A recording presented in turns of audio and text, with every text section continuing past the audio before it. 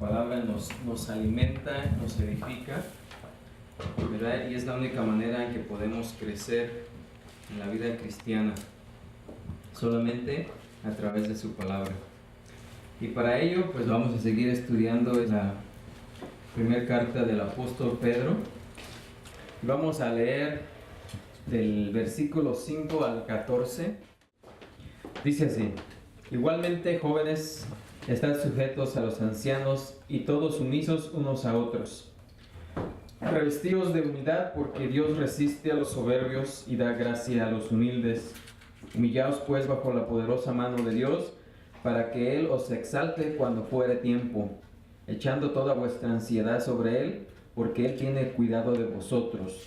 Sed sobrios y velad, porque vuestro adversario, el diablo, como león rugiente, anda alrededor buscando a quien devorar, al cual resistid firmes en la fe, sabiendo que los mismos padecimientos se van cumpliendo en vuestros hermanos en todo el mundo.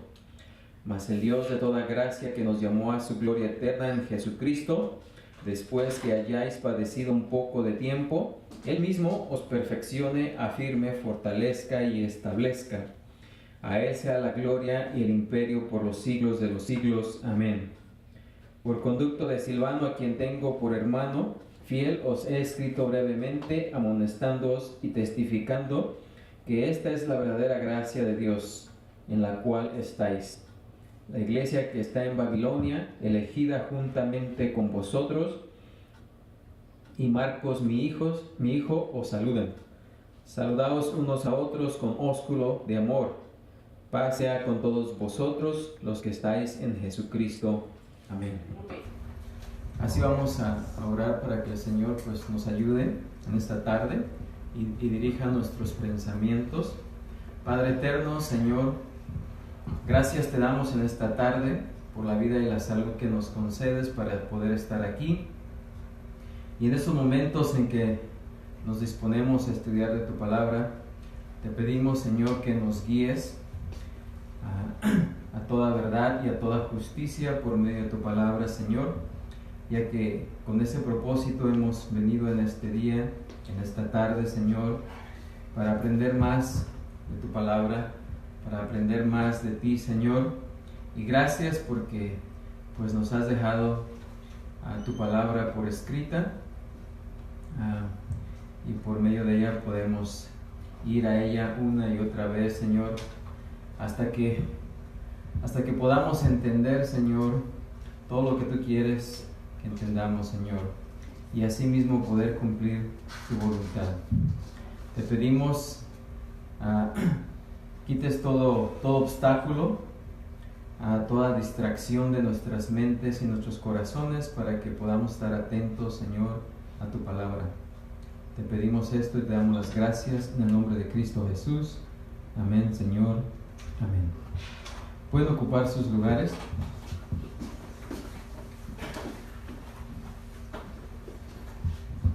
Y este pasaje, como hemos estado viendo, ya que tenemos creo que 2 semanas que empezamos, es acerca de las actitudes fundamentales de una mente cristiana. La palabra de Dios nos dice que como el hombre piensa en su corazón, así es. Y es muy importante, a medida que estamos creciendo en la fe cristiana, que tengamos bien cimentados esos fundamentos. Y el apóstol Pedro, al final de esta carta, como dije anteriormente, podría haber hablado de muchas cosas, porque él tenía mucho conocimiento al haber estado viviendo por 3 años con Jesucristo y haber visto todas las maravillas que Jesús hizo, cosas que no fueron escritas. Nos dice Juan que si todas las cosas que Jesús hubiera hecho fueran escritas, pues ocuparía muchos libros, ¿verdad? Pero él presenció visual y presencialmente lo que hizo Jesucristo, a su carácter. O sea, él podía habernos hablado muchas cosas, y Y todas estas cosas hubieran servido para estas personas, para estos creyentes que estaban siendo perseguidos, que estaban en medio de esa gran tribulación, en medio de esa gran persecución en aquel tiempo. Mas sin embargo, Pedro, al final de su carta, decide irse a lo básico. Y las actitudes las actitudes de las cuales nos está hablando en este pasaje, pues son actitudes básicas que como cristianos debemos de tener. Las actitudes son la manera en que pensamos, porque la manera en que pensamos, así vamos a actuar, ¿verdad? Muchas veces dices, tienes mala actitud, y cuando se refieren a nosotros por tener mala actitud, es porque todo nos parece mal. O sea, nosotros podemos ver las cosas, o más bien dos personas pueden ver la misma cosa de diferente manera, o reaccionar ante la misma situación de diferente manera. Y eso depende solamente de nuestra actitud, de cómo pensamos. Así que cuando estamos en medio de la tribulación, en medio del dolor, del sufrimiento, si tenemos una actitud equivocada o una actitud fuera de las actitudes que vamos a ver, que estamos viendo aquí, ¿verdad? Vamos a reaccionar, vamos a hacer cosas fuera de la voluntad de Dios. Así es de que, por eso el apóstol Pedro, al finalizar su carta, pues regresa a lo básico. Y lo básico es eso, ¿verdad? Que aunque estos hermanos estaban sufriendo, si ellos tenían las actitudes fundamentales, no iba a importar las circunstancias por las cuales ellos estuvieran pasando, porque de todos modos iban a hacer la voluntad de Dios. ¿Sí? O sea, lo que sucede a nuestro alrededor no lo podemos cambiar, pero sí podemos cambiar nuestra manera de pensar y nuestra manera de ver las cosas. ¿Sí? Así es de que aquí en este pasaje él nos menciona varias actitudes que debemos cultivar. Si cultivamos estas actitudes, vamos a poder ver la vida desde una perspectiva diferente, y al ver la vida desde la perspectiva de Dios, vamos a actuar conforme a la voluntad de Dios. Así es de que por eso es fundamental que cultivemos estas actitudes. Y una de las primeras actitudes de las cuales el apóstol Pedro nos habla aquí es acerca de la sumisión. ¿Sí? Y esta actitud dice, luego comenzando el primer versículo, el versículo 5, la primera parte del versículo 5, dice, igualmente, jóvenes, estad sujetos a los ancianos. Anteriormente Pedro ya había hablado acerca de la sumisión de las personas adultas y de las mujeres, y aquí se está dirigiendo a los jóvenes. Por lo general los jóvenes tienden a ser un poco más rebeldes. Todos pasamos por ese tiempo donde fuimos jóvenes, ¿verdad? Donde tenemos ese sentir de que cuando nos dicen que hagamos algo, queremos hacer lo contrario. Cuestionamos a nuestros padres, cuestionamos la autoridad, cuestionamos todo. ¿Por qué? Porque queremos hacer nuestra propia voluntad. Pero el apóstol Pedro dice, jóvenes, estad sujetos a los ancianos. Ya vimos que estar sujetos a los ancianos, y los ancianos aquí no se refiere a las personas de mayor edad, aunque pues es propio, ¿verdad?, que un joven se someta a alguien que sea mayor. Y es ahí donde viene la rebeldía, ¿verdad? Dice, ¿por qué me tengo que sujetar a él? ¿Verdad? Si yo sé más. Por lo general, cuando uno está joven y aprende ciertas cosas en las escuelas, y eso creo uno que sabe mucho más que nuestros padres, y por lo tanto, como sabemos más, pues ¿por qué tenemos que sujetarnos a una persona que consideramos que sabe menos que nosotros. Y ahí viene la rebeldía, ¿verdad? Pero la actitud que debemos de tener, ¿verdad?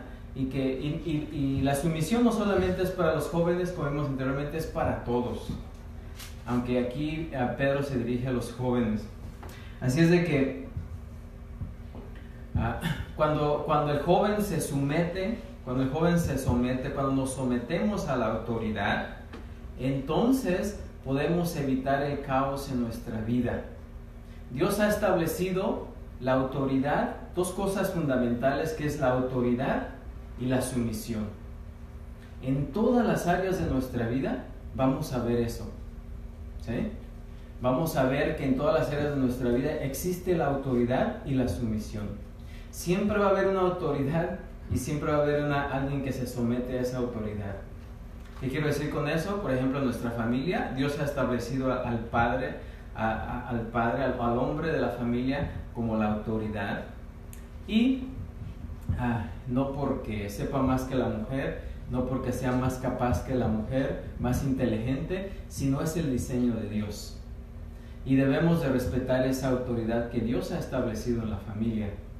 En el mundo, en el gobierno, en la sociedad, mejor dicho, Dios ha establecido también una autoridad. Ha puesto reyes, ha puesto jueces, ha puesto presidentes, ha puesto líderes, ¿verdad? A los cuales como sociedad debemos de someternos, ¿sí? Aunque no nos guste la persona que esté ahí, no nos guste su manera de pensar o sus actitudes o su manera de obrar, Dios nos ha mandado a someternos, ¿sí? Claro que hay límites, nos sometemos hasta que esta persona no demande de nosotros algo que viole la ley de Dios. Lo mismo ocurre en el matrimonio, pero en todas las áreas de nuestra vida vamos a ver eso, autoridad y sumisión. Así que para poder crecer como cristianos debemos de tener una actitud de sometimiento, ¿sí? Porque si nos creemos mayores o mejores que las demás personas, pues no nos vamos a someter. Y ahí va a acontecer algo, vamos a estar deteniendo nuestro crecimiento. ¿Qué pasa con una persona que dice yo ya lo sé todo?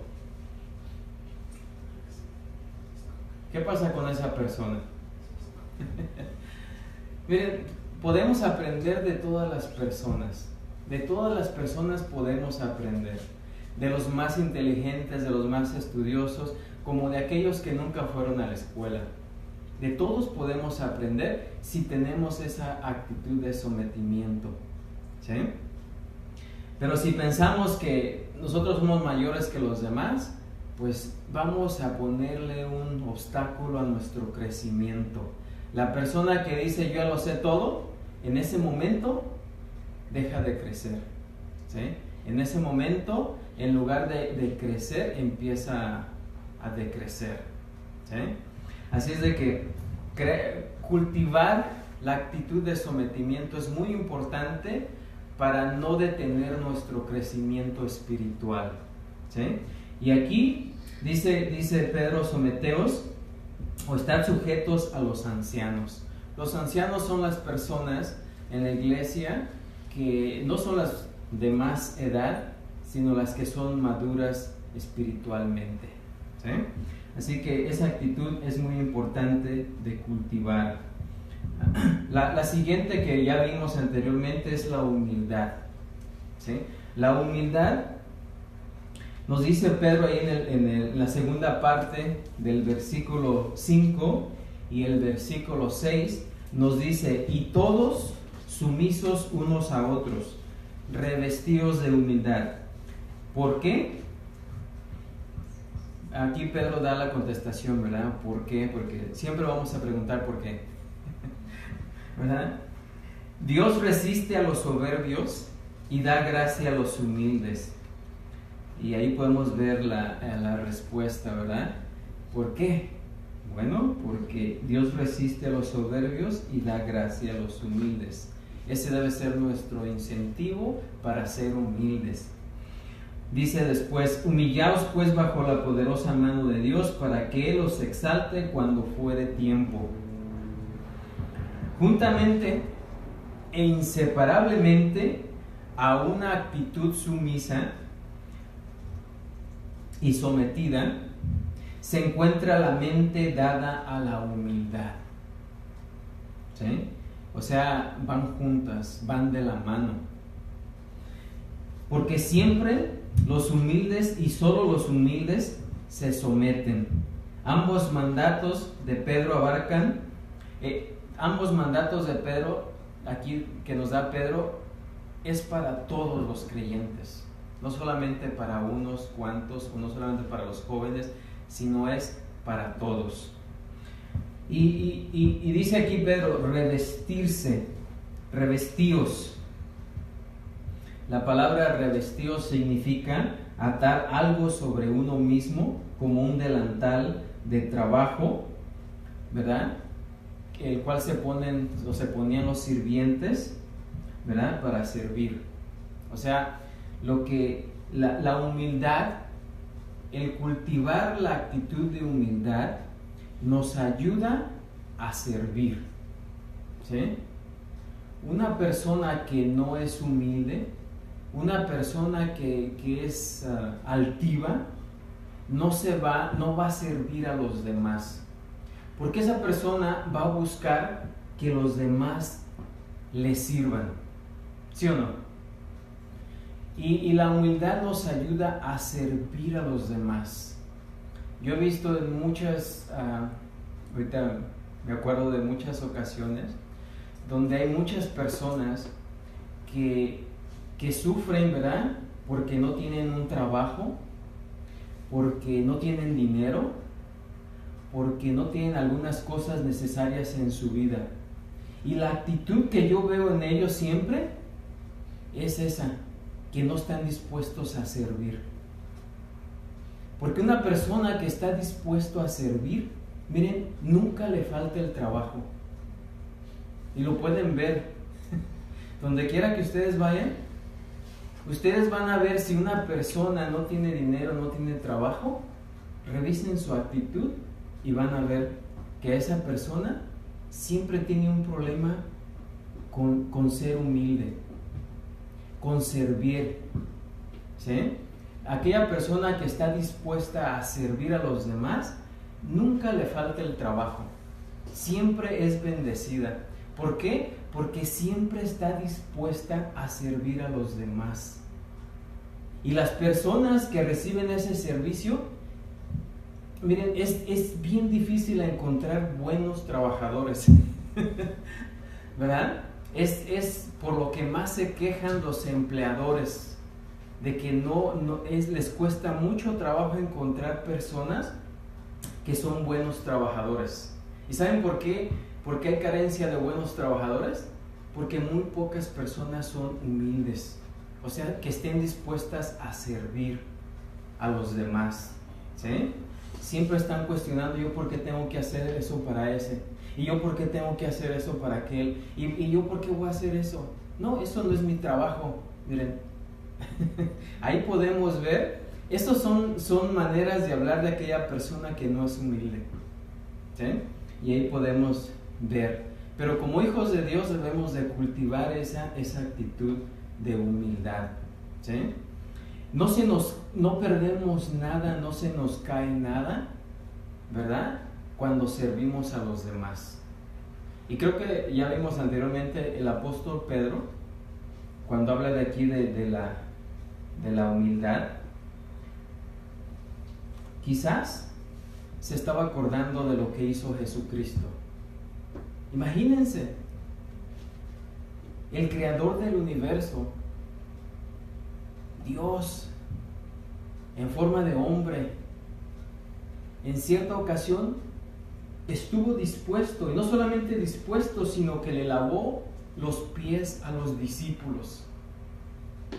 Ese servicio, esa tarea le correspondía al esclavo de más bajo rango. Nadie quería hacer eso, mas sin embargo Jesús les puso el ejemplo. Y fíjense, el creador del universo. O sea, Él nos demostró esa actitud y Él es nuestro ejemplo. Así es de que es importante para poder servirnos los unos a los otros que cultivemos esa actitud de humildad. La tercera actitud de la cual el apóstol Pedro nos habla aquí es la confianza. Y estamos repasando rápidamente. Dice el versículo 7: echando toda vuestra ansiedad sobre Él, porque Él tiene cuidado de nosotros. ¿Sí? Crear una actitud de confianza. ¿Por qué es importante? Bueno, dice aquí, echando toda vuestra ansiedad sobre Él. ¿Sí? Echando toda vuestra ansiedad sobre Él.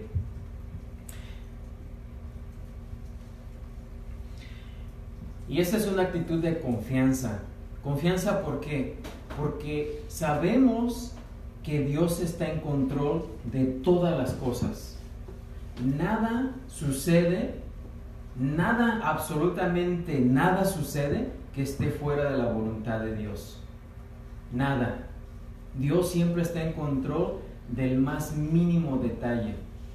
Y si creemos eso, vamos a tener la confianza de que no importa en qué circunstancia nos encontremos, no importa en qué sufrimiento estemos, en qué prueba, en cualquier circunstancia, siempre podemos confiar de que si estamos ahí es porque Dios así es la voluntad de Dios.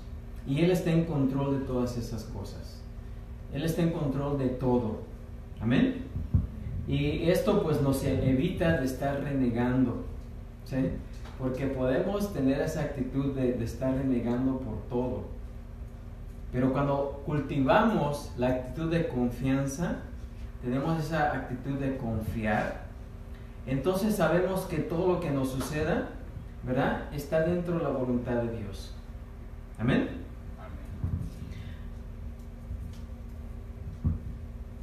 La palabra echando, ¿verdad?, significa tirar una cosa en algo o en una persona. Ya vimos anteriormente que se usa cuando se arroja, por ejemplo, una cobija sobre un animal para ensillarlo.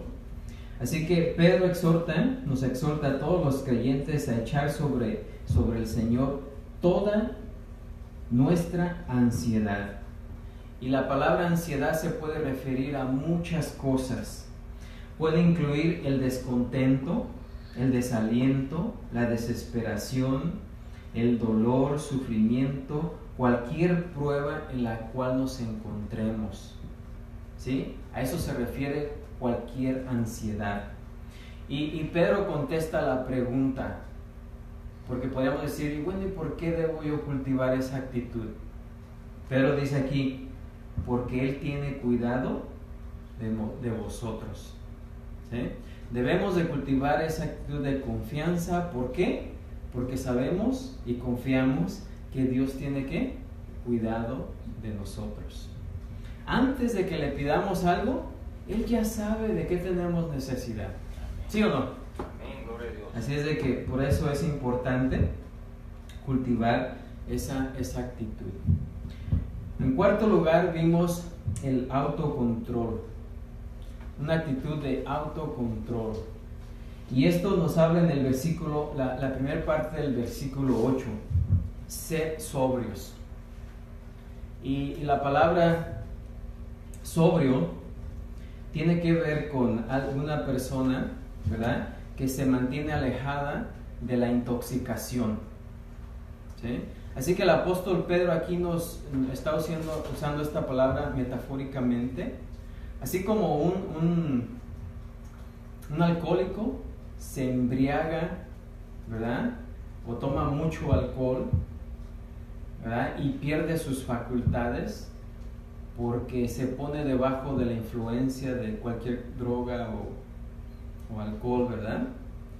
Entonces ya no actúa como debe de ser. Así que Pedro la usa aquí para decirnos que nos mantengamos alejados de todo aquello de toda aquella intoxicación del mundo, ¿sí? Que nos mantengamos sobrios, ¿sí? Sobrios, alejados.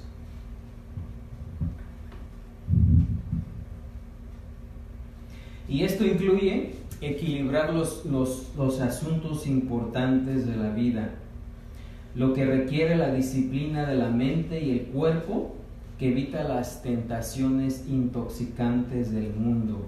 Lucas 21:34, el Señor dice: mirad también por vosotros mismos, que vuestros corazones no se carguen de glotonería y embriaguez y de los afanes de esta vida, y venga de repente sobre vosotros aquel día. Así que Jesús dice aquí también que nos mantengamos sobrios de los afanes de esta vida, alejados de los afanes de esta vida. Así que, y crear una actitud de sobriedad, de estar atentos, ¿verdad? De siempre estar actuando en nuestros 5 sentidos, de estar sobrios, alejados de todo aquello que nos influencie hacia las cosas malas, ¿verdad? Es también una actitud que debemos de cultivar constantemente. Amén. La siguiente actitud es la de vigilante o vigilancia. Y aquí el apóstol Pedro, en la segunda parte del versículo 8 dice: y velad, porque vuestro adversario el diablo, como león rugiente, anda alrededor buscando a quien devorar. La razón por la cual como cristianos debemos cultivar las actitudes de sumisión, humildad, confianza y autocontrol es porque nos enfrentamos a un feroz e implacable enemigo, que es ¿quién? Satanás. ¿Sí? Y si cultivamos estas actitudes, vamos a poder resistir los ataques de Satanás. Si no tenemos estas actitudes cultivadas o ejercitadas en nuestra vida, vamos a ser presa fácil del enemigo. Presa fácil del enemigo. Como creyentes no debemos convertirnos o volvernos indiferentes a esta realidad, porque es una realidad que estamos luchando una guerra espiritual. Y si estamos en una guerra espiritual, tenemos que estar vigilantes. O sea, un soldado en medio de la batalla no se pone a dormir. Porque ¿qué pasa si se duerme? Pues pierde la vida, ¿no? O sea que tiene que estar vigilante constantemente. Y este es un llamado de Pedro, ¿verdad? Para que estemos vigilantes, porque estamos en una guerra espiritual. Lo querramos aceptar o no, estamos en una guerra espiritual. Y por lo tanto debemos estar vigilantes, siempre constantemente vigilantes. ¿Por qué? Porque estas fuerzas espirituales siempre están asaltando a los cristianos, ¿verdad? Y no solamente nos ataca directamente, ¿verdad? Como Satanás atacó a Jesús directamente. Allá en Marcos 1:13 dice: y estuvo allí en el desierto 40 días y era tentado por Satanás, y estaba con las fieras y los ángeles le servían. Aquí vemos que Satanás atacó a Jesús directamente, ¿sí? Muchas veces Satanás nos puede atacar directamente, otras veces muy sutilmente. Dice 2 de Corintios 11:14, dice: y no es maravilla, porque el mismo Satanás se disfraza como ángel de luz. ¿Sí? Muchas veces lo hace muy sutilmente. Así que Pedro exige que aquellos que amamos a Cristo nos mantengamos vigilantes. El Señor Jesús también advirtió a sus discípulos allá en Mateo 26:41, diciéndoles: velad y orad, para que no entréis en tentación. El espíritu, la verdad, está dispuesto, pero la carne es ¿qué? Débil. Ahora, aquí en este pasaje Pedro identifica a Satanás como ¿qué? Como vuestro adversario. Como vuestro adversario, el diablo. Y el pronombre vuestro hace que esta designación sea bien personal. O sea, vuestro adversario, el diablo. ¿Sí? O sea, nuestro adversario, el diablo. Todos como creyentes tenemos como adversario al enemigo, Satanás. ¿Sí? Así que eso lo hace personalmente nuestro enemigo. Adversario significa, es un término técnico que significa oponente legal. Así como cualquier tipo de enemigo que sería agresivamente hostil. El término diablo viene de la palabra diabolos y lleva esta oposición al nivel de un enemigo malicioso que difama o ataca. Y ese es el trabajo de Satanás. Difamar y atacar, destruir. 3 veces Jesús lo llamó el príncipe de este mundo. Allá en Juan 12:31, Juan 14:30 y Juan 16:11. ¿Por qué? Porque es el príncipe de este mundo. Él utiliza a otras personas para atacarnos. ¿Sí? Principalmente el sistema mundial, ¿verdad? Por medio de ese sistema él lanza sus ataques. ¿Por qué? Porque él es el príncipe, ¿verdad? Del sistema humano, del mundo caído. Y lo hace personalmente y a través de sus representantes, los demonios, que nunca duermen ni descansan. Ellos siempre están buscando a ver a quién atacar. Por eso la exhortación a mantenernos vigilantes. Pedro dice, ¿verdad?, que Satanás es incansable. Es como un depredador en la noche, ¿verdad? Que siempre anda buscando, dice aquí, que anda merodeando como león rugiente, buscando a quien devorar, ¿verdad? La palabra devorar tiene la sensación de tragar, enfatizando el objetivo final, que no solamente es para tragar, sino para destruir, ¿sí? Para hacer trizas.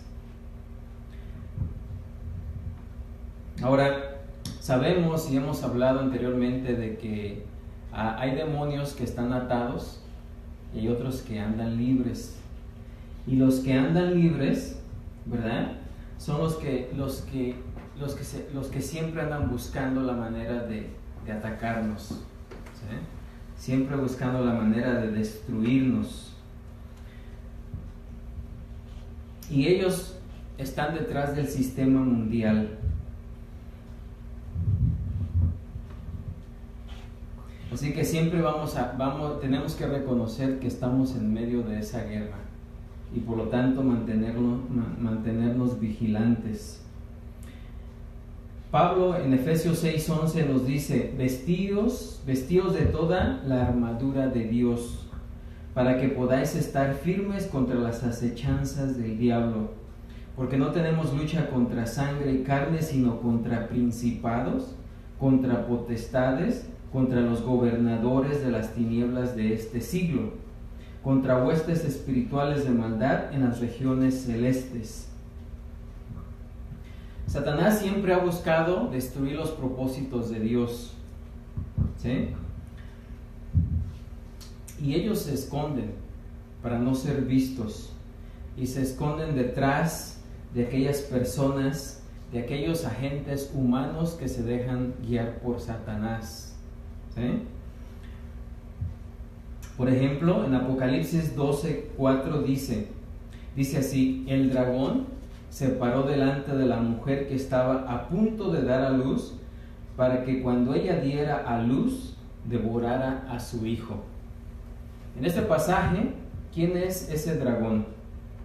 ¿O quién era ese dragón?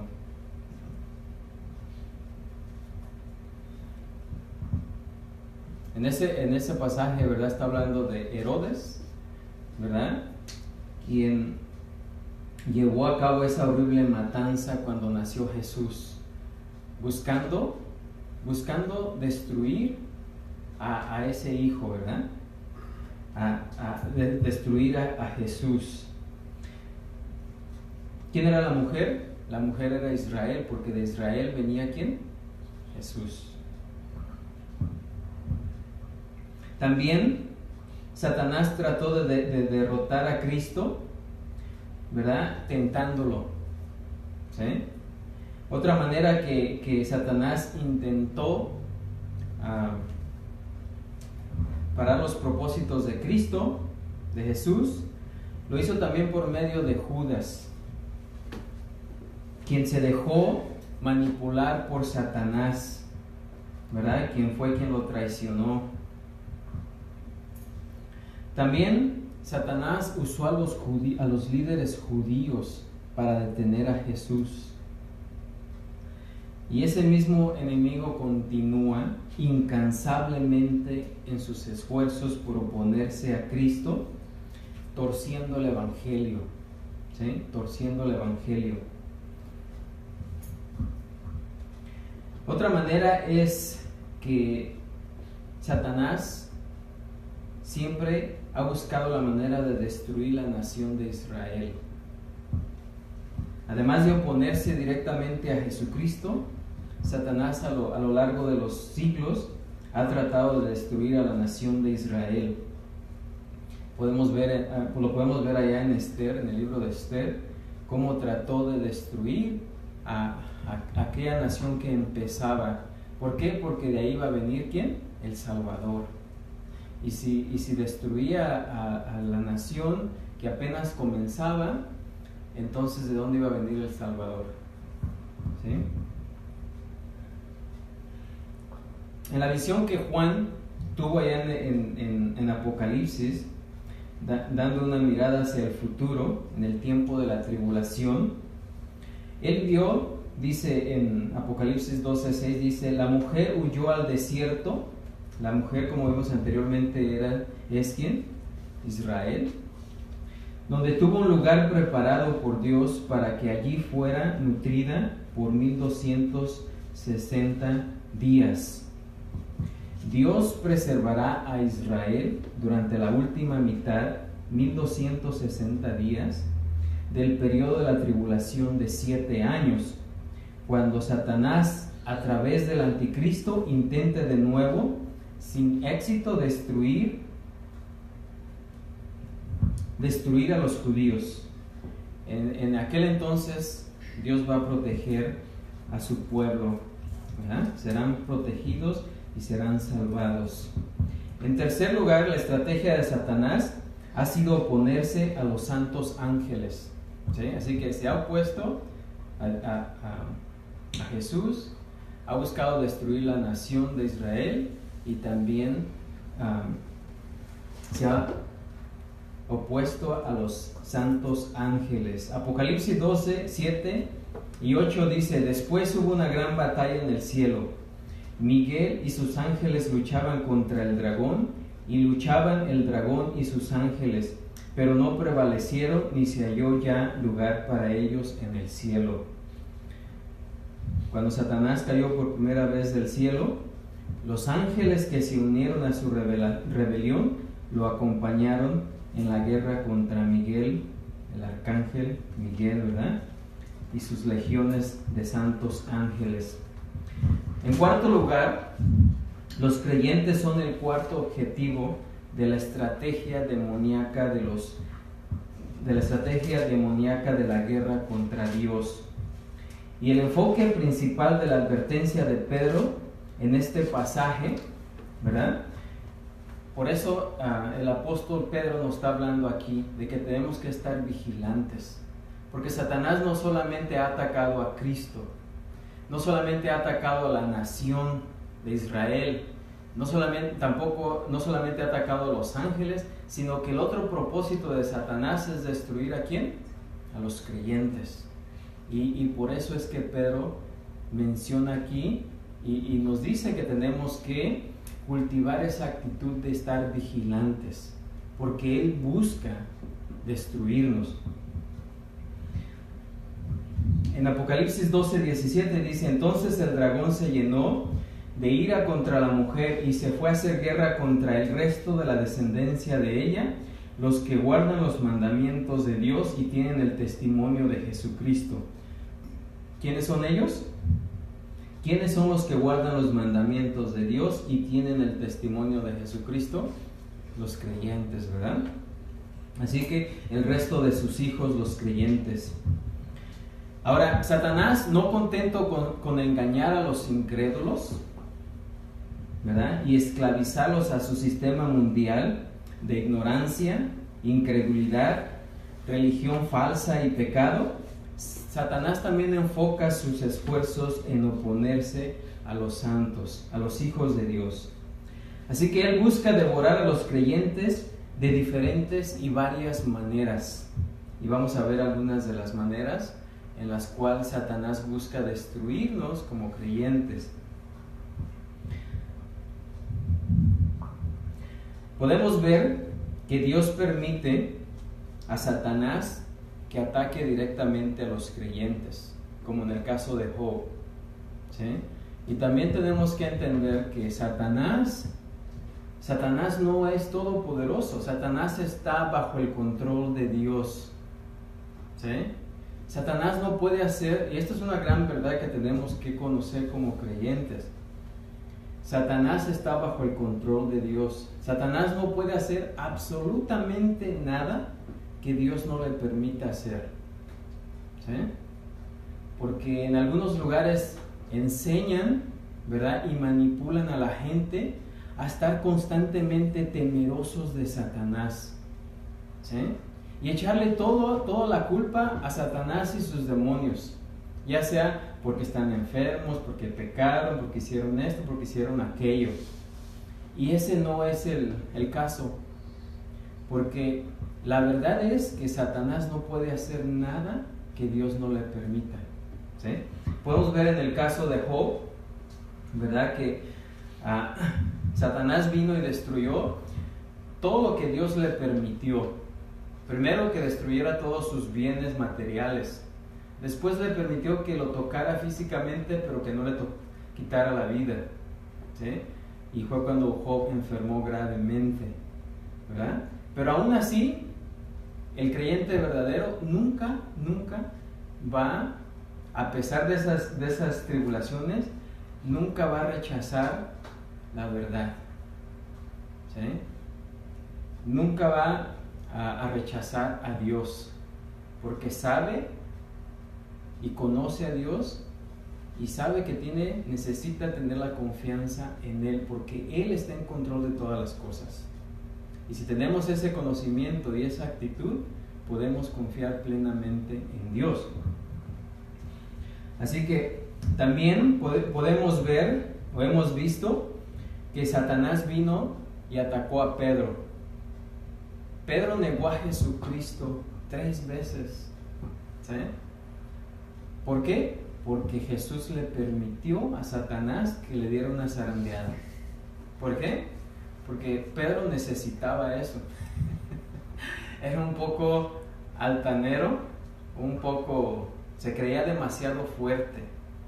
Y él fue el que dijo: no, hombre, aunque pierda la vida, no te voy a dejar. Hoy no iba a renunciar a Jesús. Y Jesús le permitió a Satanás que viniera y le diera una zarandeada, ¿verdad? Así es de que, pero fue porque Jesús le permitió a Satanás. Todo lo que Dios permite que Satanás haga en contra de nosotros es para nuestro propio crecimiento, para fortalecernos espiritualmente, ¿verdad? El apóstol Pablo también tuvo que lidiar con este enemigo, ¿verdad?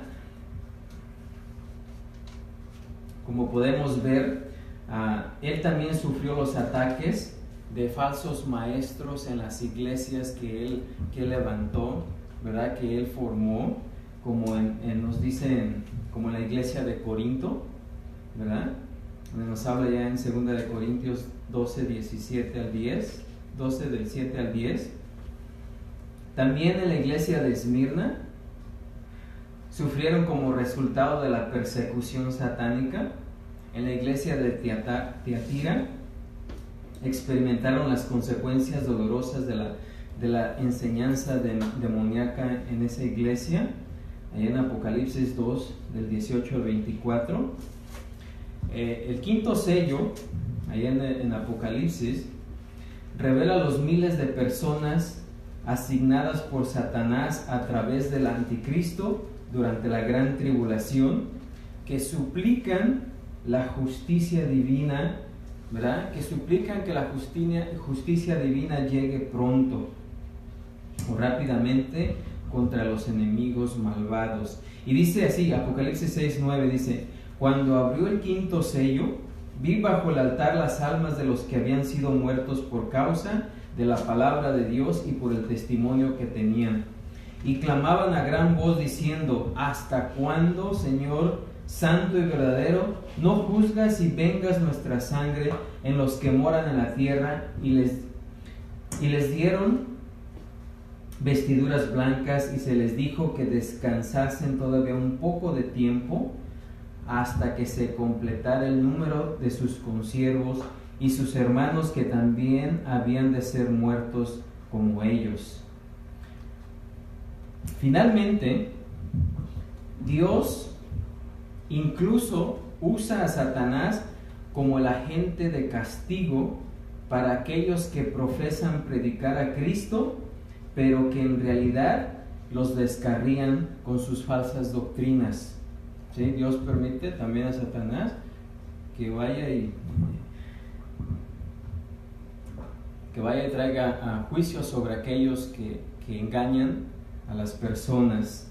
Por ejemplo, en 1 Timoteo 1:18 dice: este mandamiento, hijo Timoteo, te encargo, para que conforme a las profecías que se hicieron antes en cuanto a ti, milites por ellas la buena milicia, manteniendo la fe y buena conciencia, desechando la cual naufragaron en cuanto a la fe algunos de los cuales son Himeneo y Alejandro, a quienes entregué a Satanás para que aprendan a no blasfemar.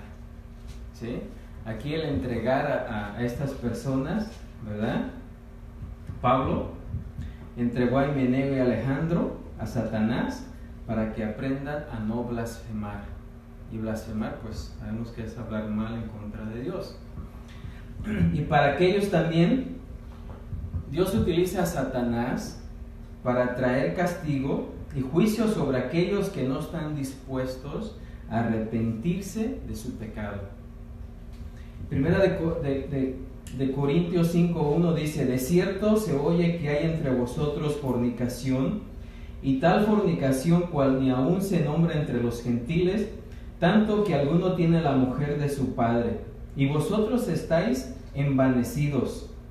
¿No debieras más bien haberos lamentado para que fuese quitado de en medio de vosotros el que cometió tal acción? Ciertamente yo, como ausente en cuerpo, pero presente en espíritu, ya como presente he juzgado al que tal cosa ha hecho. En el nombre de nuestro Señor Jesucristo, reunidos vosotros y mi espíritu con el poder de nuestro Señor Jesucristo, el tal se ha entregado a Satanás para destrucción de la carne, a fin de que el espíritu sea salvo en el día del Señor Jesús. Así que Dios utiliza a Satanás, ¿verdad?, para traer juicio sobre aquellos que enseñan falsedad y también para aquellos que no se arrepienten del pecado.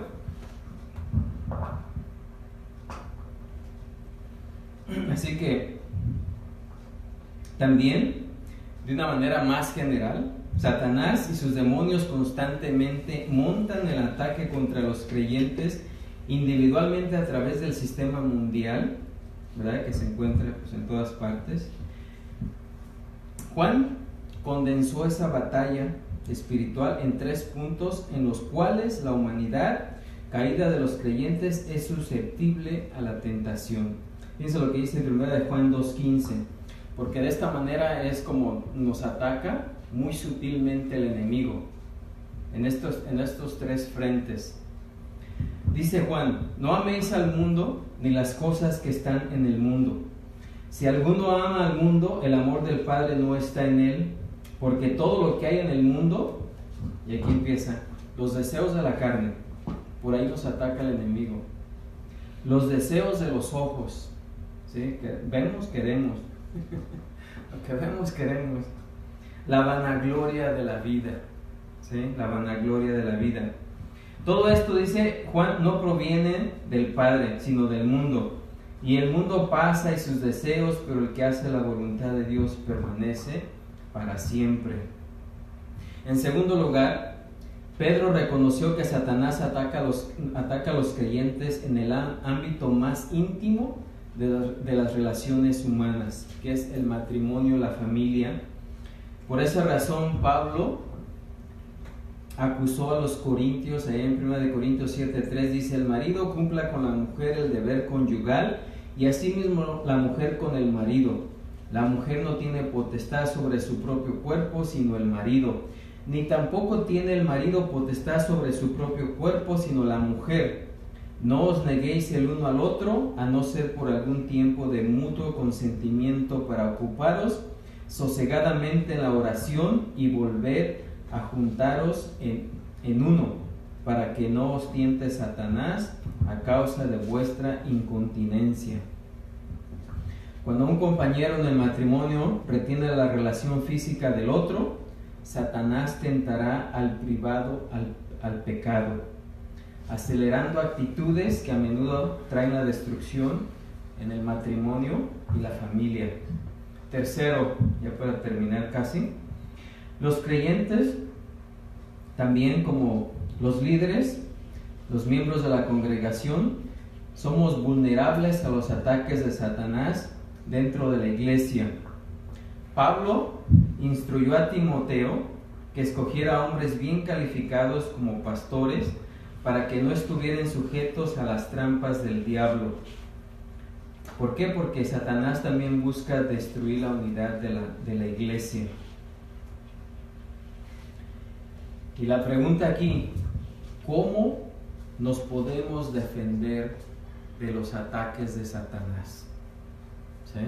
Ya vimos cómo el enemigo ataca de diferentes puntos, de diferentes frentes.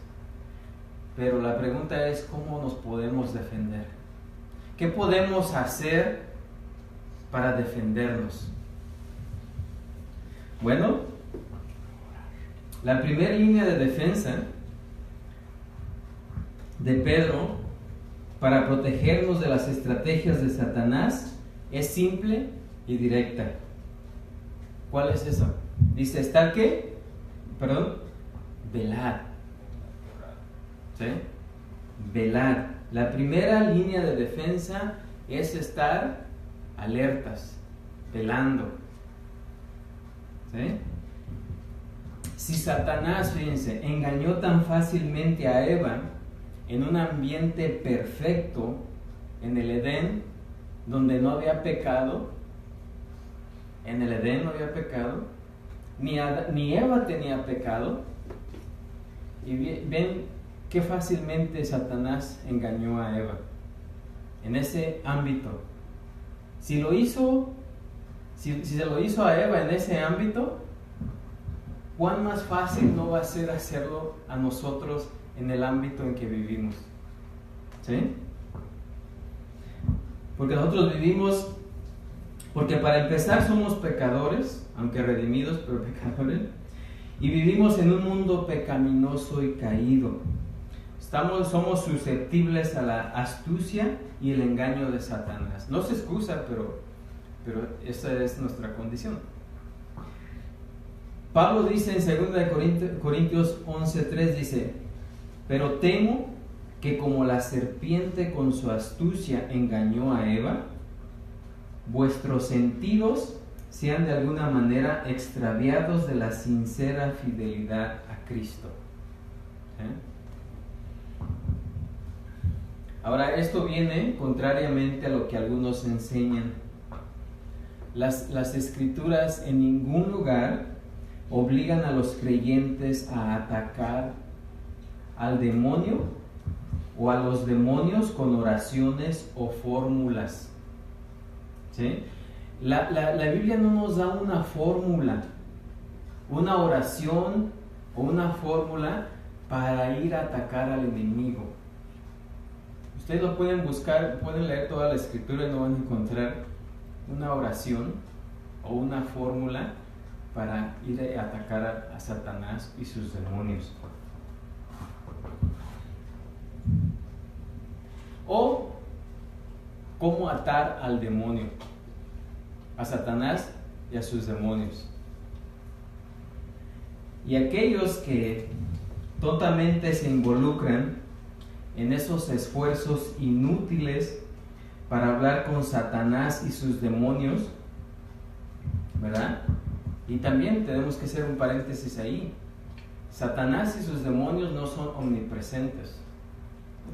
Así que ¿quién dice que cuando un creyente, ¿verdad? Esos que buscan atacar a los demonios y a Satanás, ¿quién dice que está un demonio ahí presente? Ellos no están en todas partes, ¿verdad? No son omnipresentes. Satanás no es omnipresente.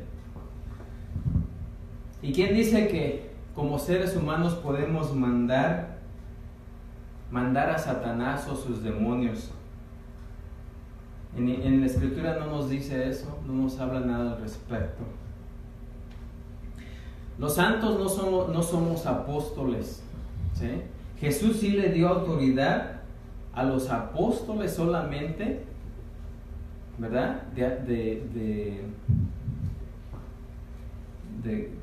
Les dio autoridad sobre los demonios más bien.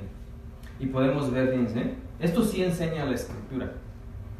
Dice Lucas 9:1, habiendo reunido, ¿a quién? A sus 12 discípulos. No habla ahí de la iglesia, de todos sus discípulos, sino a los 12. Les dio poder y autoridad sobre todos los demonios y para sanar enfermedades. Y está hablando aquí solamente de sus 12 discípulos. A ellos sí les dio autoridad, pero no a todos nosotros. Pablo dice que cuando los apóstoles, ¿verdad?, tenían esa autoridad sobre los demonios, era una credencial de ser apóstol. Segunda de Corintios 12:12 dice, con todo, dice, las señales de apóstol. ¿Cuáles eran las señales de los apóstoles? Dice, han sido hechas entre vosotros en toda paciencia por señales, prodigios y milagros. ¿Sí? Esa era una señal, una credencial de los apóstoles, no de nosotros. En tercer lugar, nos dice a Lucas en Hechos 19:15, dice, pero respondiendo el espíritu malo dijo, a Jesús conozco y sé quién es Pablo, pero vosotros, ¿quiénes sois? Y aquí está hablando de unos que quisieron reprender a Satanás, ¿verdad? O a sus demonios, y fueron atacados. ¿Por qué? Porque nadie más tiene autoridad sobre ellos, más que solamente los 12 apóstoles a quien Jesús les dio autoridad. ¿Sí? También Dios le ha dado autoridad a un ángel poderoso, a un ángel santo, ¿verdad?, que es el único a quien Dios le da autoridad para atar a Satanás, y lo va a hacer. En Apocalipsis 20:1 dice, vi un ángel que descendía del cielo con la llave del abismo y una gran cadena en la mano, y prendió al dragón, la serpiente antigua, que es el diablo y Satanás, y lo ató por 1000 años y lo arrojó al abismo y lo encerró y puso su sello sobre él para que no engañase más a las naciones hasta que fuesen cumplidos 1000 años, y después de esto debe ser desatado por un poco de tiempo. A nadie más se le ha dado autoridad de atar a Satanás. Y algo que podemos pensar es, cuando alguien quiere atar a Satanás, ¿cómo lo ata? Y si lo atan, ¿verdad? Porque otros lo tienen que atar si ya está atado. ¿Sí? Y quiere decir que constantemente tiene que ser atado. No, simplemente eso es algo tonto, ¿verdad? Que muchas personas hacen, pero la Escritura no nos habla nada acerca de eso, ¿verdad? Además, Satanás ya ha sido derrotado por Cristo. Romanos 16:20 dice: y el Dios de paz aplastará en breve a Satanás bajo vuestros pies. ¿Sí? Ahora, ¿cómo podemos nosotros hacerle frente a Satanás?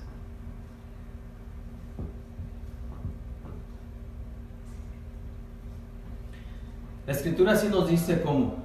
Dice, a través de la creencia en la verdad y la oración, también Satanás puede ser derrotado en la vida de los creyentes.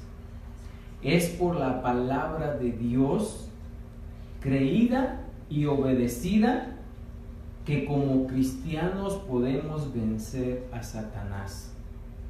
¿Sí?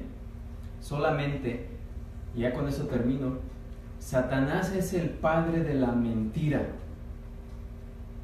¿Sí? ¿Y cómo podemos vencer a un mentiroso?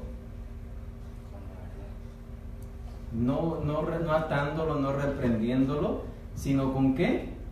Con la verdad. ¿Sí? Tenemos que creer la verdad, vivir la verdad, y entonces el enemigo ¿qué? Huirá de vosotros. ¿Sí?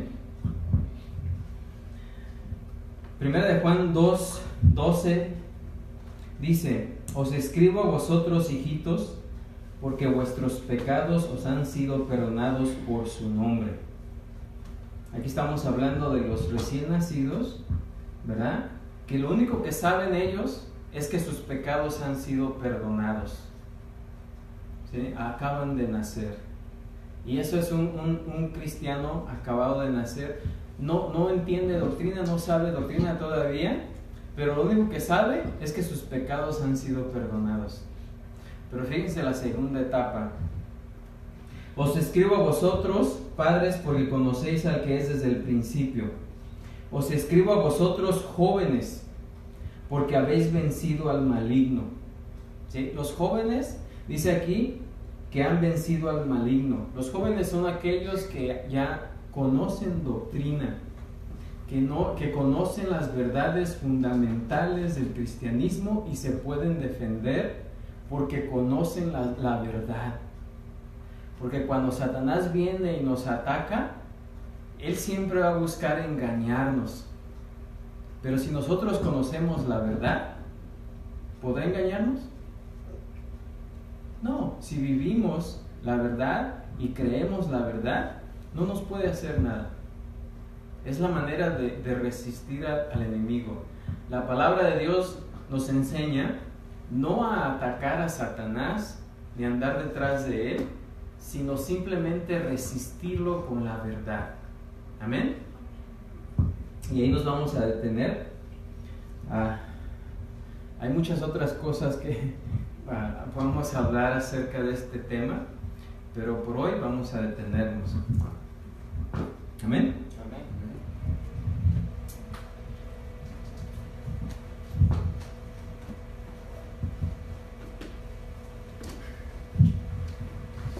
Y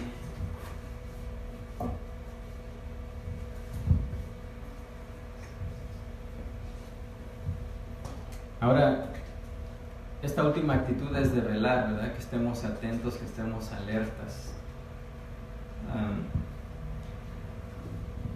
Una ilustración. En la batalla de Gettysburg, un general informó a Longstreet, el oficial al mando, que no podía volver a reunir a sus hombres.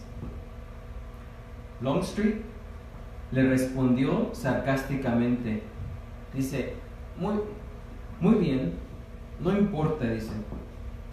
Simplemente déjalos en su lugar, en ese lugar donde están. El enemigo va a avanzar y eso te va a ahorrar la molestia. ¿Qué quería decir ahí? Estos soldados, ¿verdad?, no querían venir a formación, pero el enemigo venía avanzando, y cuando el enemigo estuviera cerca, entonces se iban a juntar, ¿sí? Y nosotros nos podemos desviar, ¿verdad? Y en veces nos desviamos, porque en veces no tomamos en cuenta al enemigo, pero tarde o temprano cuando él nos ataca, entonces sí vamos a venir corriendo. ¿Sí? Vamos a venir corriendo a la iglesia. Muchas veces podemos no asistir a la iglesia, no hacer ciertas cosas que tenemos que hacer, pero tarde o temprano, cuando el enemigo venga, nos va a forzar a reunirnos. ¿Amén? Pero ¿para qué esperar ese momento? ¿Por qué mejor no cultivar esas actitudes que Pedro nos exhorta a que cultivemos y poder resistir al enemigo? ¿Amén? Vamos a ponernos de pie y ser despedidos. Padre Santo, Señor Todopoderoso, gracias te damos, Señor, porque tú eres bueno, porque tu misericordia es grande, Padre Santo. Y gracias porque tú nos dices exactamente cómo hacerle frente al enemigo, ¿verdad? Y en este pasaje, por medio de Pedro, nos das instrucción clara de qué es lo que tenemos que hacer. Y no solamente al enemigo, puesto que en este mundo tenemos muchas circunstancias adversas, pero cultivando estas actitudes podemos salir victoriosos, Señor. ¿Por qué? Porque estaremos confiando plenamente en tu palabra, plenamente sabiendo que tú estás en control de todas las cosas y que al final, de una o de otra manera, saldremos victoriosos si enfrentamos todas las condiciones conforme a tu voluntad, todas las circunstancias conforme a tu voluntad. Te pedimos, Señor, que nos ayudes a no desviarnos y a estar siempre, constantemente, cultivando estas actitudes. Y no solamente conociéndolas, sino aplicándolas a nuestra vida. También te pedimos que nos despidas de este lugar, nos lleves a nuestros hogares con todo bien, que siempre recordemos que vivimos delante de tu presencia. Porque no solamente habitas en este lugar, sino en todas partes, Señor. Y sabemos que en cualquier parte que estemos, ahí tú vas a estar con nosotros. Y eso es un gran alivio, saber que siempre estás a nuestro lado. Aún en las circunstancias más difíciles, sabemos que vas a estar ahí. Y gracias, Señor, por ello. Te pedimos esto y te damos las gracias en nombre de Cristo Jesús. Amén, Señor. Amén. Y así podemos decir todos juntos: la gracia de nuestro Señor Jesucristo sea con todos vosotros. Amén. Dios los bendiga. Nos bendiga en esta tarde. Y no solamente en esta tarde, sino todos los días y siempre.